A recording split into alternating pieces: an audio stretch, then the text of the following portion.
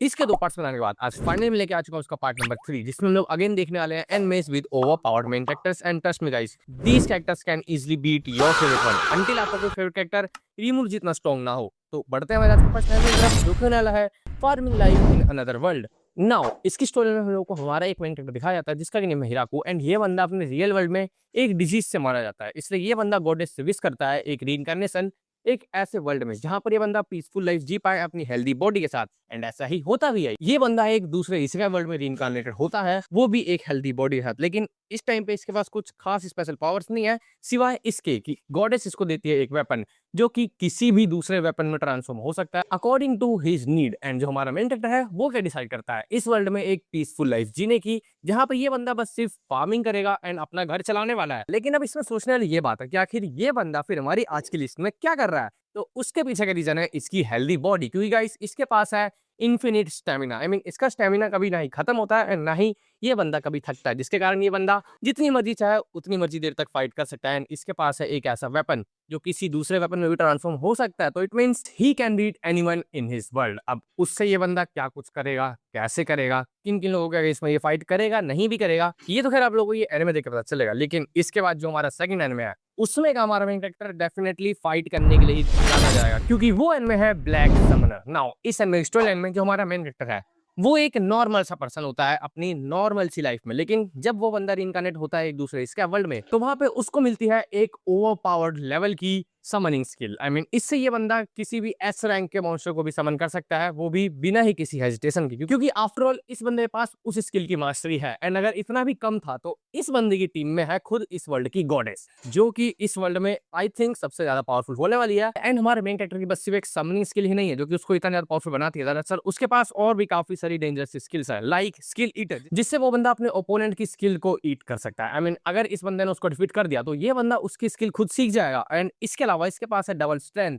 And इसके अलावा parallel piercing, जिससे ये बंदा एक साथ काफी सारे मैजिक को परफॉर्म कर सकता है। एंड ये बंदा अपनी इन सारी स्किल्स और अपने टीम में खुद गॉडेस को लेकर अपने इस वर्ल्ड में निकल जाता है एडवेंचर पर, जहां पर उसका गोल है टू डिफीट डीमन किंग। अब आखिर ये बंदा कैसी कैसी फाइट्स करते हुए डीमन किंग तक पहुंचता है, एंड क्या लास्ट में ये बंदा जाकर डीमन किंग को डिफीट कर भी पाएगा या नहीं, ये तो खैर आप लोगों को ये एनिमे देखने के बाद पता चलेगा। बाय द वे ये बंदा है बहुत ज्यादा स्ट्रॉन्गेस्ट, लेकिन क्या ये बंदा हमारे नेक्स्ट एनिमे कैरेक्टर से स्ट्रॉन्गेस्ट है या नहीं, वो तो खैर आप लोगों को थोड़ी देर में पता चलेगा, क्योंकि जो हमारा नेक्स्ट एनिमे है वो होने वाला है am I actually the strongest. Now this anime is big different, क्योंकि इसमें जो हमारा मेन कैरेक्टर है हारुतो, उसको रिइंकार्नेशन मिलता है एक दूसरे इसका वर्ल्ड में, बट वहां पर उसको लोग काफी ज्यादा कमजोर समझ लेते हैं। ऐसा क्यों? क्योंकि जो एक स्किल और होता है हर एक मैजिकल वर्ल्ड में, वो बंदा इसकी स्किल को रैंक करता है बस सिर्फ लेवल 2 की, और दरअसल जो इसकी स्किल है वो असली में लेवल है 1002 पर। बट इस एक मिसअंडरस्टैंडिंग के कारण इस बंदे को लिटरली इसके राज्य से बाहर निकाल दिया जाता है। एंड अब इसके बाद ये बंदा बचपन में ही कैसी कैसी फाइट्स करते हुए और ज्यादा स्ट्रॉन्गेस्ट बनता है इसके खुद के वर्ल्ड में। ये खैर आप लोगों को इसके बस फर्स्ट एपिसोड में ही पता चल जाएगा, क्योंकि इसमें हम लोगों को स्ट्रेट अप एक्शन ही दिखाया गया है, ज्यादा कुछ हम लोगों को इसमें घुमाया फिराया नहीं है। लेकिन फिर भी क्योंकि ये बंदा खुद से काफी ज्यादा लेजी है, तो ये बंदा खुद फाइट करने से बचता है। लेकिन इसका मतलब ये नहीं है कि इस बंदे के पास पावर्स नहीं है, इसकी स्ट्रेंथ तो वैसे ही बहुत ज्यादा हाई लेवल पे जारी पड़ी है। एंड इसके अलावा इसके पास है एक एस लेवल की बैरियर स्किल, जिससे ये बंदा बैरियर को अपने अकॉर्डिंग मैनिपुलेट कर सकता है। आई मीन जिससे ये बंदा बैरियर को डिफेंसिव एंड अग्रेसिव दोनों तरीके से यूज कर सकता है। एंड आखिर अब ये बंदा किस तरीके से इस स्किल का यूज करता है इस एनिमे में, ये तो खैर आप लोगों को देखकर ही पता चलने वाला है। एंड आई स्वेयर गाइस ये एनिमे काफी ज्यादा इंटरेस्टिंग होने वाला है, तो अगर आप लोगों ने अब तक से इसे नहीं देखा है तो आप लोग जाकर के एक बार से इसको ट्राई दे सकते हो। लेकिन अगर आप लोगों को फाइटिंग से ज्यादा रोमांस अच्छा लगता है तो आप लोग जा सकते हैं आज के नेक्स्ट एनिमे की तरफ, जो कि होने वाला है tales of wedding rings. And इस एनिमे में लोगों को एक काफी तगड़ी वाली हारेम स्टोरी लाइन देखने को मिलती है, क्योंकि इसमें जो हमारा मेन कैरेक्टर है वो अपने रियल वर्ल्ड में एक लड़की से मिलता है, एंड वो बंदा उसके प्यार में पड़ जाता है। लेकिन कुछ टाइम बाद वो लड़की उसे बोलती है कि देखो मेरे को मेरे रियल वर्ल्ड में जाना पड़ेगा, तो फिर वो बंदी जाती है अपने दूसरे इसका वर्ल्ड में जहां पर उसकी शादी होने वाली है। लेकिन ये बंदा उस शादी के बीच में ही आ जाता है एंड ये उस लड़की को बचा लेता है। एंड इसके बाद ये बंदा बन जाता है उस वर्ल्ड का रिंग किंग। एंड ये कोई खुशी की बात नहीं है इसके लिए, क्योंकि अब इसके सर के ऊपर है एक रिस्पॉन्सिबिलिटी कि इस बंदे को इस वर्ल्ड में अब हराना है द एबेस किंग को, जो कि काफी ज्यादा पावरफुल है अभी इसके लेवल के अकॉर्डिंग तो। लेकिन अब इस बंदे को पावरफुल बनना है। एंड आखिर ये बंदा पावरफुल कैसे बनेगा? बाकी 4 रानियों से इस वर्ल्ड में शादी करके, एंड उससे इसको मिलने वाली है बाकी की 4 एलिमेंटल रिंग्स, जिससे इसके पास काफी सारी एलिमेंट्स की पावर आने वाली है। एंड ये बंदा इन पावर्स के दम पर ही जाके फाइट करेगा उस अबेस किंग से। एंड लास्ट में जीतेगा नहीं जीतेगा ये तो फिर आप लोग को एंड में देख के पता चलेगा।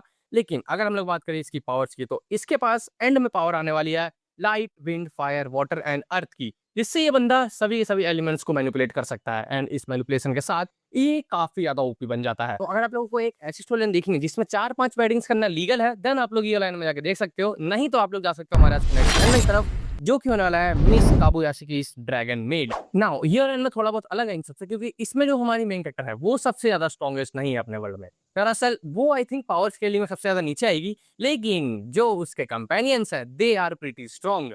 लाइक जो हमारी मेन कैरेक्टर है वो मिलती है एक ड्रैगन से जिसका की नेम है तोहरू, एंड ये उसको पता नहीं कैसे समहाउ अपनी मेड बना लेती है। एंड अब ये लोग साथ में रहते हैं एंड इनके साथ लोगों को एक इनकी डेली लाइफ वाली स्टोरी लाइन दिखाई जाती है, जिसमें लोगों को काफी ज्यादा कॉमेडी देखने को मिलती है, थोड़ा बहुत एडवेंचर, थोड़े बहुत slice of life movement and in सब के बीच में थोड़ी बहुत फाइट। लेकिन इन सब के बीच में आखिर वो स्ट्रॉन्गेस्ट वाला फैक्टर कहाँ है जिसके लिए आप लोगों ने इस वीडियो के ऊपर क्लिक करा है? तो इस एनिमे में हम लोगों को देखने मिलती है एक स्ट्रॉन्गेस्ट कैरेक्टर जिसका की नेम है लुकुआ, एंड वो भी है एक ड्रैगन, बट वो फॉर्मर गॉडेस रह चुके, तो उसके पास है काफी सारी ओपी ओपी पावर्स। लाइक अगर मैं यहाँ पे उसकी पावर्स गिनाने जाऊं तो सबसे पहले तो उसके पास है टाइम मैनिपुलेशन, इसके अलावा वो टेलीपोर्ट कर सकती है, उसके पास है memory manipulation and the immense strength जिससे वो किसी को भी हरा सकती है। एंड एक और चीज, वो बायोलॉजिकली भी किसी को मैनिपुलेट कर सकती है। आई मीन अगर आप थोड़े टाइम में बॉय हो तो हो सकता है कि नेक्स्ट डे आप गर्ल बन के उठो, ये सब कुछ ये कर सकती है इस एनिमे में। एंड इन सभी पावर्स के साथ आखिर वो कैसी कैसी फाइट्स करती है, आखिर वो कैसे अपने इन पावर्स का यूज करती है, ये तो खैर आप लोगों को अब पता चलेगा ये एनिमे देखने के बाद, क्योंकि इस एनिमे में हम लोगों को कुछ खासी फाइट्स देखने को नहीं मिलती है, क्योंकि ये एनिमे मेनली फोकस करता है उस स्लाइस ऑफ लाइफ वाले फैक्टर पे। तो अगर आप लोगों को उस टाइप के एनिमे से अच्छे लगते हैं देन आप लोग इसको पिक कर सकते हो, नहीं तो आप लोग बढ़ सकते हो हमारे आज के लास्ट एनिमे की तरफ, जो कि होने वाला है एक और रोमांस एनिमे। एंड ये एनिमे होने वाला है yandere dark elf she chased me all the way from another world. अब ये एनिमे जिसका कि मैंने अभी बस नाम लिया है, इसके नेम में आप लोगों को इसकी पूरी स्टोरी लाइन पता चल जाएगी, क्योंकि इसमें जो हमारा मेन कैरेक्टर है वो अपने इसका वर्ल्ड में अपने क्वेस्ट को पूरा कर चुका है। आई मीन वो बंदा उस वर्ल्ड के डीमन किंग को हरा चुका है, एंड इसके बाद वो फाइनली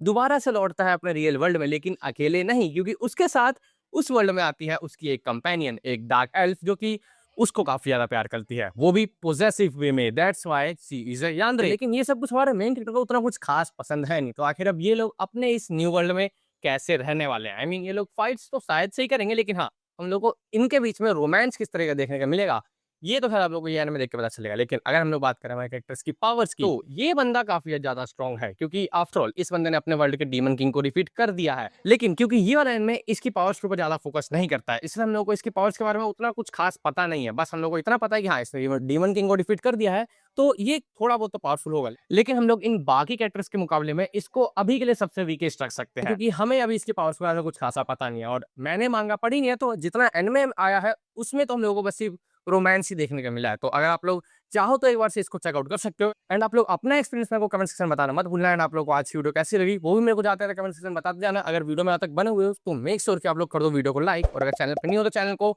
सब्सक्राइब करके उस बेल आइकन को सिलेक्ट कर दो ऑल पर, मेरी हर एक न्यू एंड ऑसम सी वीडियो का नोटिफिकेशन जाएगा सबसे पहले। यहाँ से आप लोग मेरी इन अदर वीडियोस को चेकआउट कर सकते हो। मैं आप लोग वीडियोस में तब तक के लिए बाय बाय।